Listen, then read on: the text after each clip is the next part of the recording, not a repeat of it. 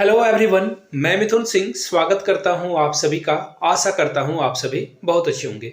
झारखंड 26,001 भर्ती में बड़ा मोड़ क्या आया है इसके बारे में बात करेंगे। झारखंड की जो शिक्षा व्यवस्था है यानी कि शिक्षा व्यवस्था की जो देख रेख करने वाली संस्था है जिसका नाम है शिक्षा विभाग, वो क्या कर रही है। क्या झारखंड में शिक्षक भर्ती की तैयारी छोड़ देनी चाहिए? हेमंत सोरेन हमें जवाब दे। ये लग रहा होगा आपको कि ये कैची है और सिर्फ व्यूज पाने का एक तरीका है, तो मैं आपको बता दूं, मैं सारे पॉइंट आपको गिना दूंगा। ऑब्वियसली व्यूज मुझे मिलेंगे, मुझे पैसे मिलेंगे, ये तो बिटर ट्रूथ है जिसे मैं एक्सेप्ट कर रहा हूं, लेकिन इसके पीछे की जो सच्चाई है वो आपको देखनी चाहिए। सरकार कर क्या रही है आपके साथ? हमेशा से ये जो सोतेला व्यवहार किया जा रहा है बार बार, इसके बारे में आपको थोड़ा सा चिंतित होने की जरूरत है। अगली बार वोट देने जाओ तो इस इंसान को याद रखना, इस इंसान को अपने कुर्सी के अलावा और किसी चीज की नहीं पड़ी है। ईडी के छापेमारी पे तुरंत ये आगे आ जाते हैं। गांडे से जो है एक विधायक हैं, उनका इस्तीफा ले लिया जाता है और अपनी बीवी को प्रोजेक्ट करते हैं ये कि इनको सीएम बना देंगे। तो खैर बीसियों तरह की बातें चल रही है, लेकिन झारखंड में शिक्षक भर्ती कैसे आएगी इस इंसान को तनिक भी चिंता नहीं है। अब आपको लग रहा होगा कि मैं बीजेपी का एजेंट हूं, तो भैया हाँ, मैं बीजेपी का ही एजेंट हूं। आप मुझे बीजेपी का ही एजेंट समझ लो। अगर सच बोलने से बीजेपी का एजेंट, पाकिस्तान का एजेंट अगर माना जाता है तो भैया मैं पाकिस्तान का भी हूं और मैं बीजेपी का भी हूं, ऐसा ही आप मुझे कह सकते हो। बहुत तकलीफ होती है जब आप झारखंड राज्य में पैदा होते हो और इस तरह की परिस्थितियों से आपको गुजरना पड़ता है। आप काबिल हो, फिर भी आपको जो है आपके काबिलियत पे यहाँ पे जो है मूल्यांकन आपका झारखंड में नहीं होने वाला है। देखिए, ऐसी बातें मैं क्यों कह रहा हूं इसके बारे में भी मैं आपको बताऊंगा। बिल्कुल सॉलिड एविडेंस लेकर आया हूं कि सरकार भर्ती कराना ही नहीं चाहती है।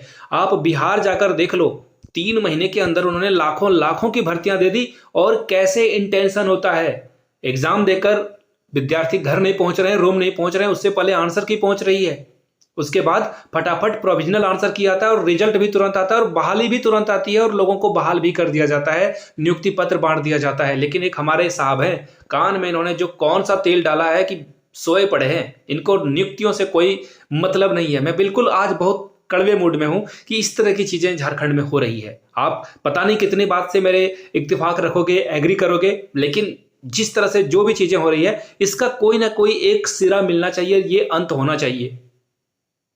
जब हाईकोर्ट के द्वारा, आप लोगों को पता होगा, हाईकोर्ट के द्वारा बोल दिया गया कि भैया झारखंड के जो भी रेसिडेंट्स हैं यानी कि झारखंड के जो निवासी हैं, उन सभी लोगों को जिन्होंने सीटेट पास कर लिया है उनको आप जो है भर्ती में शामिल कीजिए। तो इन्होंने नोटिफिकेशन अभी तक क्यों नहीं निकाला है? ये किसके इंतजार में है? और तो और इन्होंने अगले ही दिन, हाईकोर्ट के अगले ही दिन ऑर्डर आने पर क्या कह दिया कि जिन्होंने पुराने भर्तियों में जिन्होंने एप्लीकेशन फॉर्म दिया उनका एग्जाम 13 जनवरी से ये कंडक्ट कराएंगे। वाह महोदय, बहुत अच्छी बात है, 13 जनवरी से एग्जाम कंडक्ट कराएंगे। उसके बाद देखो, अभी मैं असली खेल बताता हूं, मेरे कड़वाहट की असली वजह क्या है वो मैं भी आपको एक लेटर दिखाऊंगा, उसके बाद आपको चीजें पता चलेगी। फिलहाल देखिए, यहां से मैं आपको लेटर ही दिखा देता हूं। ये देखो, यहां से आपको दिखेगा झारखंड सरकार स्कूली साक्षरता एवं जो साक्षरता विभाग है उसके द्वारा एक लेटर दिया गया है 5/1/2024 को।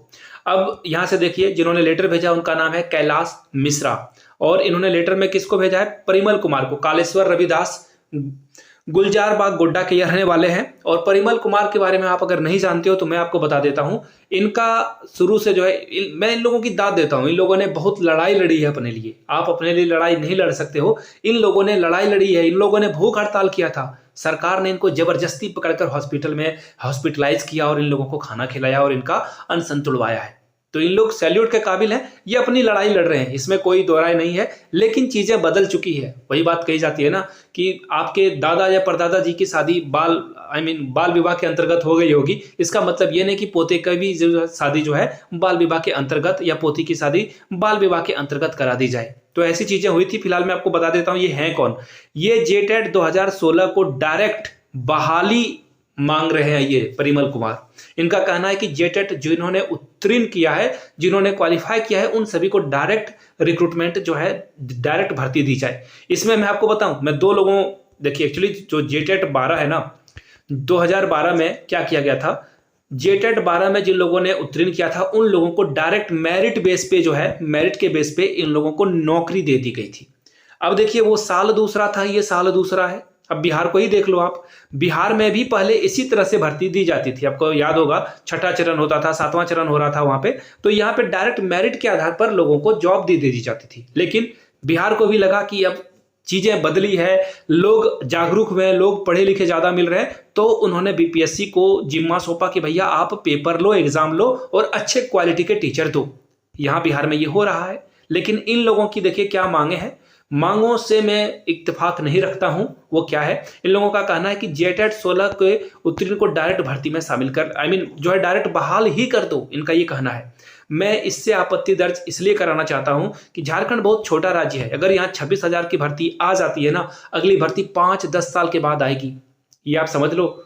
और इन लोगों को मैं भी बता देता हूं, बहुत सारे कमेंट सेक्शन में गंद फैलाने आएंगे जेटेट 16 वाले, मुझे पता है ये लोग हमेशा आते हैं, लेकिन मैं सच्चाई बोलता हूं, इन लोगों को कड़वा लग जाता है। देखिए होता क्या है ना, जेटेट 2016 का इन लोगों ने नोटिफिकेशन पढ़ा ही नहीं है। जेटेट 16 के नोटिफिकेशन को पढ़ लीजिए, उसमें स्पष्ट लिखा हुआ है कि जेटेट क्या है, एक मात्र शिक्षक पात्रता परीक्षा है, रिक्रूटमेंट का इससे कोई लेना देना नहीं है। उसमें ये लाइन भी लिखी हुई है स्पष्ट कि इसमें आपका कोई भी दावा मान्य नहीं होगा। इन लोगों ने फॉर्म भरा उस चीज को मानकर, सारे टर्म और कंडीशन को, अब बोल रहे हैं कि नहीं भैया 2012 में ये हुआ था, इस बार भी ऐसा ही करा दो। खैर देखिए, अब सरकार की मैं गलती बताता हूं, ये तो मैंने 16 वाले की गलती बताई। इनको जो है बुलाया गया है, कब बुलाया गया है, 17/7/2023 को जो बातें हुई थी उसके अनुरूप जो है इनको 9 तारीख को बुलाया गया है। ऑफिस में आइए आप और अपने दावे को या फिर जो भी आपका साक्ष्य है वो रखिए।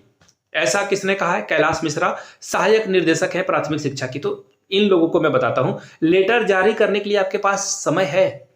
एक लेटर टाइप करके ये भी कर देते जेएसएससी के द्वारा कि भैया सीटेट वाले को वैलिडिटी दी जाती है और फटाफट एग्जाम कंडक्ट करा लो। लेकिन ना, ये तो ना करेंगे। इन्हें तो चाहिए कलेश। वो टीवी सीरियल में एक ना एक इंसिडेंट होते जाता है और एपिसोड 2000-5000 एपिसोड खिंच जाते हैं ना। मैंने इन झारखंड टैट को लेकर जो वीडियो बनाई है, झारखंड रिक्रूटमेंट को लेकर वीडियो बनाकर मैं 10-15 हजार रुपए कमा गया हूंगा, लेकिन सरकार के कान में चू नहीं रहेगा और सरकार ने अभी तक इस मसले पे कोई भी एक्शन नहीं लिया है। मुझे पता नहीं कि मैं और कितने रुपए कमा लूंगा सिर्फ ये वीडियो बनाकर।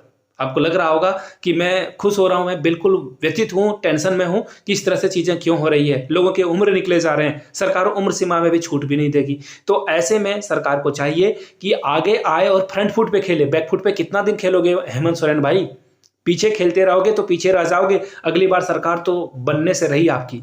इसलिए आप लोगों से उम्मीद है कि अगले बार वोट देते समय प्लीज एक बार याद रखिएगा कि सरकार ने आपको कैसे कैसे रुलाया है और तभी वोट देना आप। सरकार कभी भी आपके हक की बात नहीं करती है। ये तो हाईकोर्ट था जिसने आगे आकर जो है सीटेट वाले लोगों के लिए जो है आवाज उठाई है। सरकार तो चाहती थी कि आप रसातल में चले जाओ, नीचे गिर जाओ, गड्ढे में गिर जाओ, आगे ये बढ़ाने वाले ही नहीं थी सरकार। लेकिन हाईकोर्ट का डंडा इन पे चला है। लेकिन देखो इनकी हट धर्मिता, अभी तक इन्होंने एक भी बार नोटिफिकेशन को नहीं पढ़ा है, ना ही कोई स्टेटमेंट आया न्यूज़पेपर में। मैंने 3-4 वीडियो बना दी है इसके ऊपर। हिंदुस्तान के न्यूज़पेपर में, प्रभात खबर के न्यूज़पेपर में न्यूज छप चुकी है कि ये भर्ती स्थगित होगी, लेकिन ये सस्पेंस में रखेंगे। मैंने कहा ना, इनको ड्रामे वाले सीरियल बहुत पसंद है, टीवी सीरियल।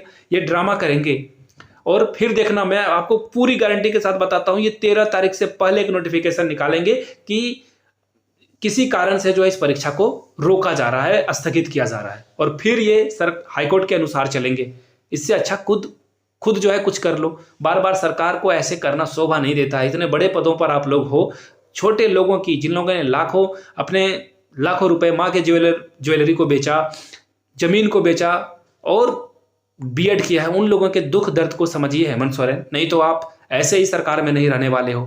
थोड़ी बहुत काम ही कर लिया करो ताकि आप आगे बढ़ पाओ। फिलहाल आपकी जो भी राय हो नीचे कमेंट सेक्शन में लिखिएगा। मैं जेन्युइनली आपका ओपिनियन जानना चाहता हूं। और मैं आपको लोगों को एक बात बता दूं, मैं बाबा साहब भीमराव अंबेडकर के द्वारा लिखित संविधान में बहुत, कॉन्स्टिट्यूशन में जो है बिलीव करता हूं। संविधान से ही देश चलेगा। और मैं आप लोगों से उम्मीद करता हूं कमेंट सेक्शन में प्लीज आप लोग बिल्कुल अपनी राय अपने अनुसार रखिए। मैं भी आपका जो है जवाब, आपके रिप्लाई जवाब को जो है देखूंगा और उसको आंसर करने की कोशिश करूंगा। तो आप लोग नीचे कमेंट करके राय रखिएगा, लेकिन बस शब्दों की और जो भाषा की मर्यादा है, उसे गरिमा है, उसे बनाए रखिए। मैं आपके जो जवाब है उसका जो है आंसर देने की पूरी कोशिश करूंगा। और तर्क संगत बातें रखिएगा। ये नहीं कि मैं 7 साल से इंतजार कर रहा हूँ, 8 साल से इंतजार कर रहा हूँ। मैं पूछता हूँ जिन्होंने 2017 में बीएड करा था कंप्लीट, उनके साथ वो 8 साल से इंतजार नहीं कर रहे कि जेटेट हो जाए या फिर भर्ती हो जाए। तो ये मेरा मानना है। फिलहाल आप लोगों की जो भी राय है नीचे कमेंट सेक्शन में रख दीजिएगा। Thank you. जय हिंद।